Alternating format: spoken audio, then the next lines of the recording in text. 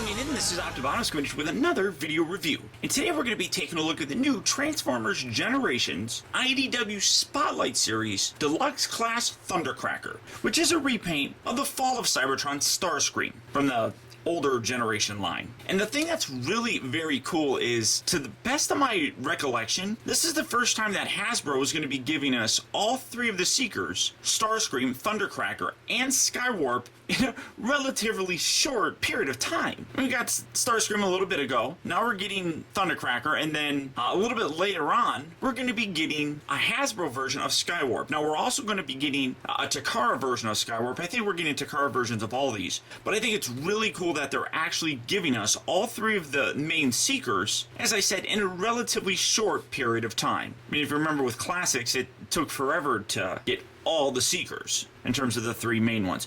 But as I said, it is just a repaint of that Starscream mold from the Fall of Cybertron video game. So for a comparison, here he is, and here you have Starscream. And like I said, straight up repaint. There's a lot nicer details on here. I love the little purple bits that are through here. I mean, Starscream is kind of lacking in some of those special details and things of that nature. But one thing that I absolutely love, and I don't think I ever really mentioned it in my review of Starscream, is that we never really got official kind of Tetrajet or jets of these guys, and this is a really nice way of kind of having those. I mean, you get the triangle kind of look here with the wings slanted down.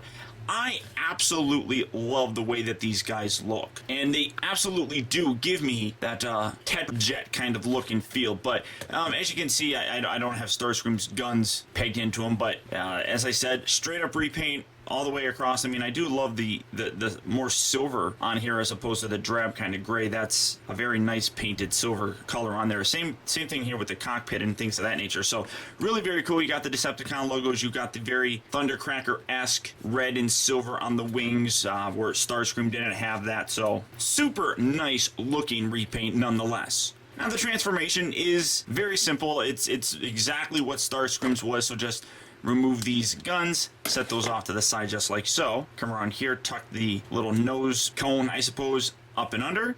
Take the feet or the legs, separate these on the back. Here they just peg up, very, very tight on this one. So you're separating the peg from that hole there. There's the peg right there, and then you just swivel these out, bring them together, straighten them out, pull out the little feetums, because I know you guys like feetums. So there's the feet for the guy, and then you can just angle these little ankles inward so you can get a little bit wider of a pose. But there you have his legs done. Then coming up to the top, come around here to the arms, just pull these out just like that. Bring this part here and fold the head up, and then you can rotate that around. This part can always be a little bit of a pain. You gotta accordion this up, get it just like so. Make sure that these arm panels aren't in there, and then bring this little tab section right here, this big giant tab, and then you're gonna plug it into his butt, and then just give that a nice little push. Angle these down like so. Angle these wings back a little bit more.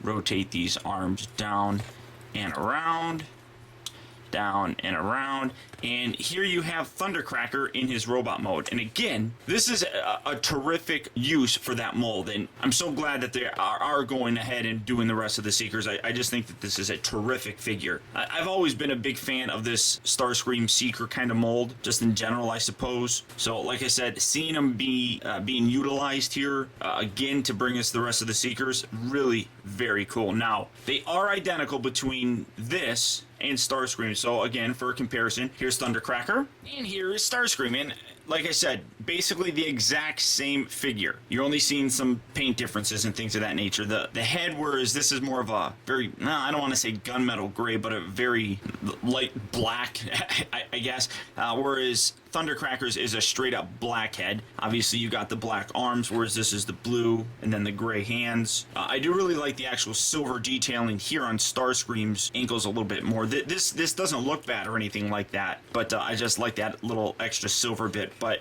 I mean, these two figures really do look terrific when you have them displayed together. And much like Starscream's, you can take his gun, you can combine them like so, and then in doing so, it allows you to rotate these around, and well, if you get them pushed together all the way, and you rotate them around, and you can see you get a double barrel action thing going on. You can have them hold it just like so if you want to. He can have him have these pegged underneath. I don't really like the way that these are incorporated in terms of the weapons. They work okay, but they just leave me with a weirdness. It just doesn't give me really that full-on Seeker look like I really do appreciate. The guns they just don't look all that good to me. I don't think, when you have him pegged onto his forearms like so. But great looking figure. Now setting Starscream off to the side. For his articulation, it is the same. The head is on a ball joint. Well, actually, is it actually on a ball joint? I don't think it's on a ball joint. I think it just rotates, or maybe it is on a very limited ball joint. You can see some pretty good light piping there. It's right there at the top, so you get a little blinking action. The shoulders here are on ball joints, so move in and out. Actually, again, those aren't ball joints. Those are pin joints, which really nicely replicate the motion of a ball joint, but whatever. The upper part of the bicep rotates. He's got 2 joints here at the elbow. The wrists rotate. He doesn't have anything at the waist, but the hips move forward and back, in and out. They're on that same kind of joint that the shoulders are on. And he also rotate at the upper part of the thigh. He bends here at the knee, and then you can see that the ankles have a little bit of a tilt side to side. Nothing forward and back, but I tucked his foot away. But you do get some side to side, so you can angle them and get a little bit wider of a stance. Something along those lines, I suppose. But I mean, this is a great figure. It has a very, very nice look, very strong feel to it, just in terms of his presence. The colors are really sharp. Blues, I mean, Thundercracker has always had a really nice kind of blue paint with him, so it's always a very enjoyable figure to revisit whenever they create a new kind of Thundercracker figure. So really very nice. And like I said, I love the fact that these really do have a nice Tetrajet kind of feel to them. So the fact that we're getting all 3 of the main Seekers in this mold really makes me not even have a desire for that Tetrajet kind of figure, because these guys really do nicely give that impression and really kind of fill that void, I suppose. So now to transform them back, again, you just come around here, lift this up like so, take the head, you want to rotate this all the way around, pull this out, this back section out from his butt, straighten this piece out like so, and then fold this up like that, and then these little bits just kind of rest right in there. They sort of have little grooves and slots that sort of sit there, but nothing substantial. Then you come around here to the bottom, rotate these in, then you're going to rotate the arms all the way around to the point where you get a little tab section here, then tuck that in, rotate the fist so that's facing the bottom. Do that on this side as well. Rotate that around, bring that in, then you bring these 2 halves together, peg them together, and kind of tuck them up in the back section here, just like so. Keep these wings up, whatever you want to do with them. Rotate this section back, bring this up. And again, one problem that I remember having with Starscream is the peg here is very strong, and it does make me concerned about the potential stressing of these joints here, or these holes, just because it's very stiff, and putting it in there, it does kind of feel like you're stretching a little bit more than you would like. The tolerances seem to hold fairly well, and then just bring these wings down.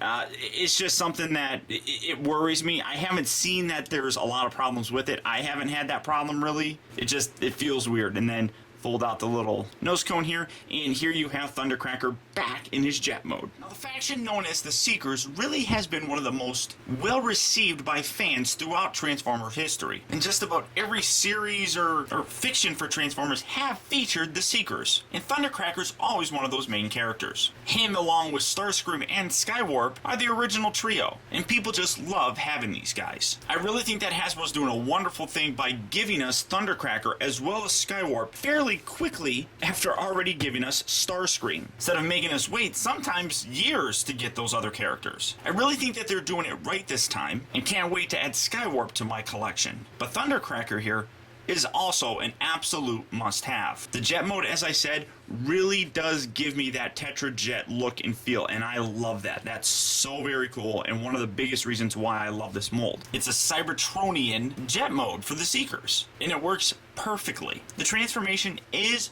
very simple, but it's still not all that bad. Now the robot mode, much like the jet, is really just a repaint of Starscream, but that's what Thundercracker always has been. So again, it absolutely works. This guy is just a terrific figure to have, and I highly recommend picking him up. But that being said, if you are interested in getting this guy, go ahead and click on the link down in the video description. You'll go to Big Bad Toy Store, where you can secure this guy for your collection today. But beyond that, guys, that's about it. So once again, I want to thank you for tuning in. This has been Optibotimus. Keep in touch with me. Find our recent purchases as well as all upcoming video reviews all at facebook.com/TeamBotimus, and be sure to follow me over on Twitter at twitter.com/Optibotimus. And until next time, I'll talk to you later.